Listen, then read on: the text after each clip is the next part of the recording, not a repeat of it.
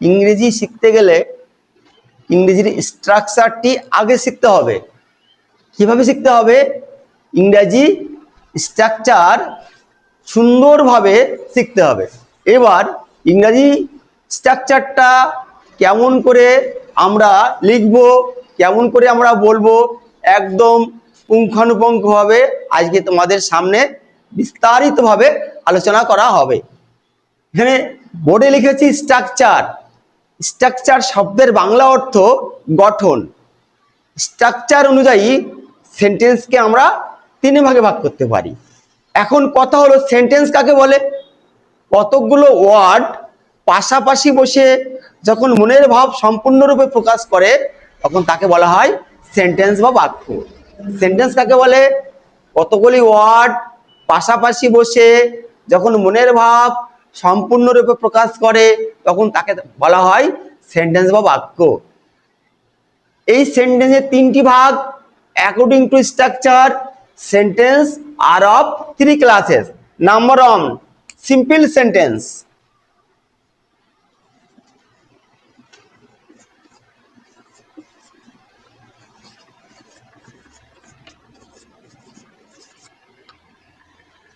Simple sentence কাকে বলে? যে সেন্টেন্স বা বাক্যে একটি মাত্র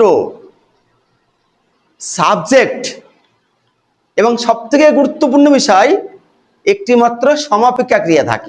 তাহলে ফাইনাইট ভার্ব কাকে বলে?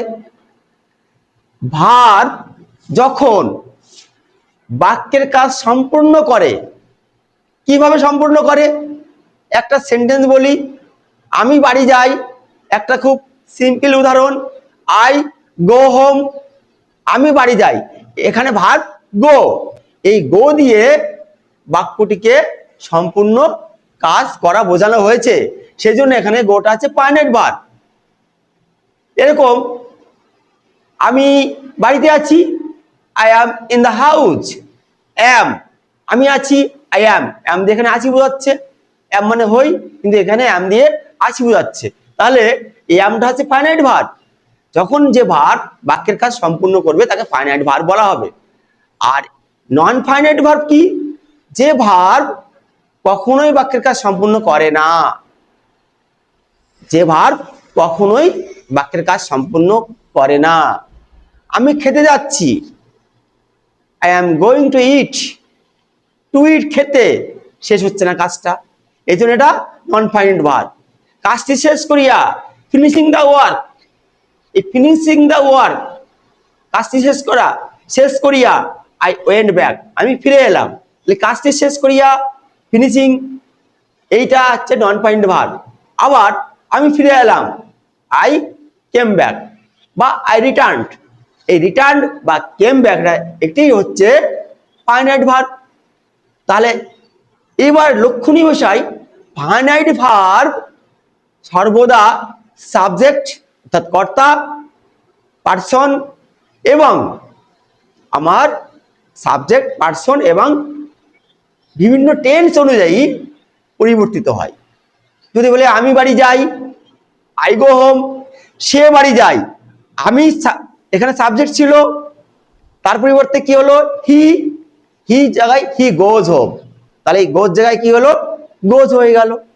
আবার যদি আমি বাড়ি গিয়েছিলাম, আই ওয়েন্ট হোম, তাহলে গোজ জায়গায় কি হলো? ওয়েন্ট হলো। তাহলে ফাইনাইট ভার্ব সাবজেক্ট, পার্সন এবং টেন্স অনুযায়ী চেঞ্জ হয়, অর্থাৎ পরিবর্তিত হয়। তাহলে সাবজেক্ট এবং টেন্স এবং পার্সন অনুযায়ী ফাইনাইট ভার্ব পরিবর্তিত হয়, কিন্তু নন ফাইনাইট ভার্ব সর্বদা অপরিবর্তিত থাকে। টেন্স যাই হোক, পার্সন যাই হোক, সাবজেক্ট যাই হোক, সর্বদা অপরিবর্তিত থাকে। আরো বিস্তারিতভাবে ফাইনাইট ভার্ব এবং নন ফাইনাইট ভার্ব সম্পর্কে আলোচনা করা হবে। আজকে তোমাদেরকে শেখাবো সিম্পল সেন্টেন্স। তাহলে সিম্পল সেন্টেন্স কি? যে সেন্টেন্সে একটি মাত্র সাবজেক্ট এবং একটি মাত্র ফাইনাইট ভার্ব থাকে। কি থাকে? একটি মাত্র সাবজেক্ট এবং একটি মাত্র ফাইনাইট ভার্ব থাকে। আমি গতকাল অফিসে গিয়েছিলাম। কোন টেন্স? আমি, সাবজেক্ট আমি, কোথায় গিয়েছিলাম? অফিসে। আর ভার্বটা আছে গিয়েছিলাম, অতীতে কোনো কাজ হয়েছিল, করেছিল, খেলাম, গেলাম, এরকম এরকম বোঝালে ভার্বের পাস্ট ইনডিফিনিট টেন্স হয়, এটাকে সিম্পল পাস্টে বলে। তাহলে আজ দেখো, তাহলে এখানে কি হবে, I went to office yesterday,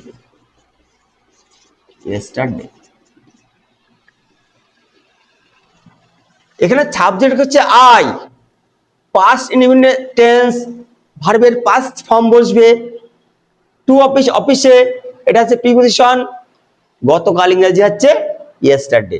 তাহলে আমি অফিসে গিয়েছিলাম, আমি ইংরেজি আছে আই, শেষেরটা শুরু করি, গিয়েছিলাম ওয়েন্ট, তারপরে কোথায়, অফিসে, টু অফিস, তারপরে গতকাল। দেখো উল্টো দিক থেকে, শুধু সাবজেক্ট বাদ দিয়ে উল্টো দিক থেকে আমি করে আসলাম। আমি গতকাল অফিসে গিয়েছিলাম, তাহলে আমি প্রথমে লিখলাম সাবজেক্ট আই, শেষে আছে গিয়েছিলাম ওয়েন্ট, তারপরে উল্টো দিকতে আসলে অফিসে, টু অফিস, তারপরে একদম গতকাল ইয়েস্টারডে। ইংরেজি এটা একটা স্ট্রাকচার, উল্টো দিক থেকে শুরু হয়, সাবজেক্ট বাদ দিয়ে সবই উল্টো দিক থেকে শুরু হয়, এটা একটা স্ট্রাকচার। তাহলে এটা একটা সিম্পল সেন্টেন্স, আমি গতকাল অফিসে গিয়েছিলাম। এখানে দেখো একটি সাবজেক্ট আছে, একটি মাত্র ফাইনাইট ভার্ব আছে, তাহলে একটি মাত্র সাবজেক্ট এবং একটি মাত্র ফাইনাইট ভার্ব থাকলে সেটি সিম্পল সেন্টেন্স হবে। সিম্পল সেন্টেন্সের আরেকটি উদাহরণ দিই, আমি আমার পড়া শেষ করে খেতে বসলাম, অর্থাৎ পড়া শেষ করে খেতে বসলাম। তাহলে finishing my study I took my meal. তাহলে আমি কাজটি শেষ করে, এই যে, বা ক্লান্ত হয়ে আমি বিশ্রাম নিলাম। তাহলে ক্লান্ত হয়ে ইংরেজি কি, being tired I took rest. দেখো বিং টায়ার্ড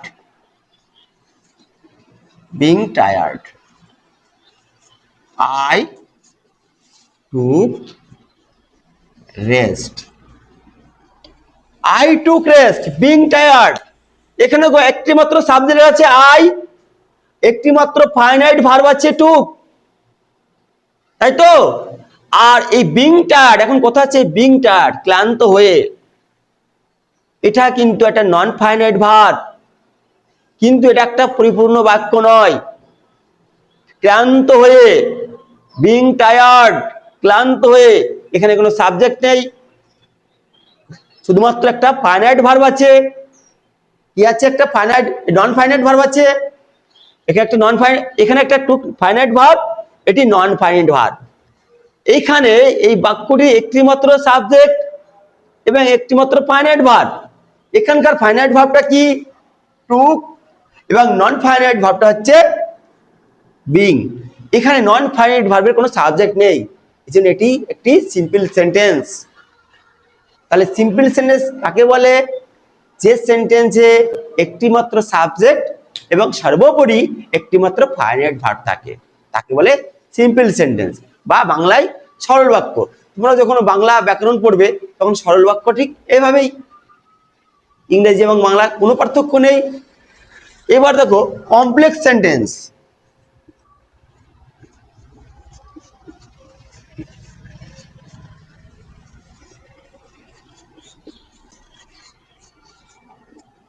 কমপ্লেক্স সেন্টেন্সের বাংলা হচ্ছে জটিল বাক্য। কমপ্লেক্স সেন্টেন্সের বাংলা কি, জটিল বাক্য। যে সেন্টেন্স বা বাক্যে একাধিক সমাপিকা ক্রিয়া থাকে, কি থাকে, একাধিক সমাপিকা ক্রিয়া থাকে, এবং যতগুলি ক্লোজ থাকে ততগুলো সমাপিকা ক্রিয়া থাকে। এবং এখানে খুব উল্লেখযোগ্য বিষয়, একটি সিম্পল সেন্টেন্স অর্থাৎ সেটা হবে প্রিন্সিপাল ক্লজ এবং আরেকটি থাকবে ডিপেন্ডেন্ট ক্লজ। একটা থাকবে প্রিন্সিপাল ক্লজ এবং একটি ডিপেন্ডেন্ট ক্লজ। এখানে একাধিকও থাকতে পারে, যে একটি মাত্র প্রিন্সিপাল ক্লজ থাকতেই হবে এবং একটি মাত্র ডিপেন্ডেন্ট ক্লজ থাকতেই হবে। একটি মাত্র সিম্পল সেন্টেন্স অর্থাৎ প্রিন্সিপাল ক্লজ সেটি, এবং একটি মাত্র ডিপেন্ডেন্ট ক্লজ, সেটাকে বলা হয় সাবঅর্ডিনেট ক্লজ, সেটি থাকতেই হবে। তাহলে আমি এটি উদাহরণ লিখি, I came home when he was out of the range. I came home, আমি বাড়িতে এসেছিলাম, when he was out of the range, যখন সে এই এলাকার বাইরে ছিল। তাহলে এখানে দেখো আই কেম হোম, এটা হচ্ছে প্রিন্সিপাল ক্লজ, এবং when he was out of the range এটা হচ্ছে সাবঅর্ডিনেট ক্লজ বা ডিপেন্ডেন্ট ক্লজ। মানে এই প্রিন্সিপাল ক্লজটা হচ্ছে প্রধান উপবাক্য, এটা হচ্ছে সহকারী অর্থাৎ নির্ভরশীল উপবাক্য, আর এটি হচ্ছে স্বাধীন, এটা হচ্ছে পরাধীন। অর্থাৎ এর উপর এই যে প্রিন্সিপাল ক্লজ এইটির উপরে এই পরাধীন এটি নির্ভর করেছে। যদি বলা হয় he was out of the range, যখন সে এলাকার বাইরে ছিল, মনে হচ্ছে আরো কিছু আছে, অতএব সেটি ডিপেন্ড করছে আই কেম হোম, এটি একটি প্রিন্সিপাল ক্লজ অর্থাৎ স্বাধীন ক্লজ বা এটা একটি সিম্পল সেন্টেন্স। এবার 3 নম্বর আসবে compound sentence.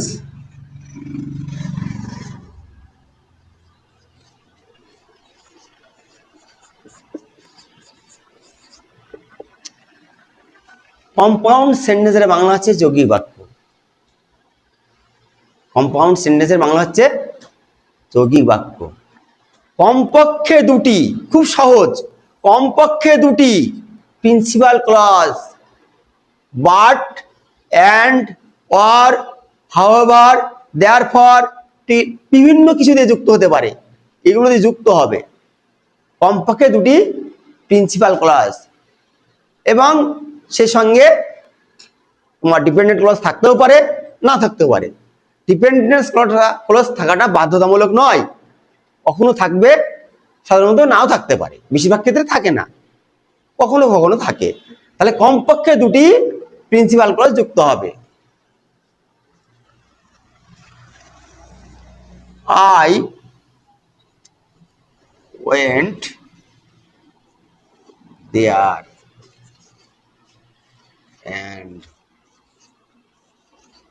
he came here.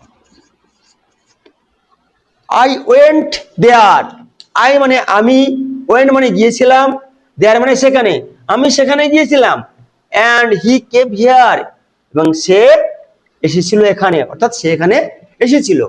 দেখো দুটোই কিন্তু এখানে প্রিন্সিপাল ক্লজ, দুটোই কি প্রিন্সিপাল ক্লজ, এবং and দিয়ে যুক্ত হয়েছে। কি দিয়ে যুক্ত হয়েছে? and দিয়ে যুক্ত হয়েছে। এরকম একটা উদাহরণ দিতে পারি,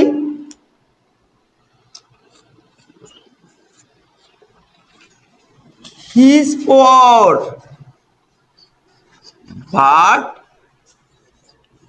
he is honest. He is poor but he is honest, কি যে যুক্ত আছে? and যে যুক্ত আছে। তাহলে I went there and he came here, এটি যেমন বুঝলে ঠিক সেম, he is poor এটা একটি প্রিন্সিপাল ক্লজ, বাট দিয়ে যুক্ত হয়েছে, পরেরটাও principal clause, he is honest, দুটো বাট দিয়ে যুক্ত হয়েছে, যুক্ত হয়ে কি হয়েছে? এটা একটি কম্পাউন্ড সেন্টেন্স হয়েছে। তাহলে সিম্পল সেন্টেন্স, কমপ্লেক্স সেন্টেন্স এবং কম্পাউন্ড সেন্টেন্স কিভাবে করা হয় তোমরা দেখতে পেলে। বারে বারে ক্লাসটি দেখলে অবশ্যই খুব সহজভাবে শিখতে পারবে। কতক্ষণে ক্লাস?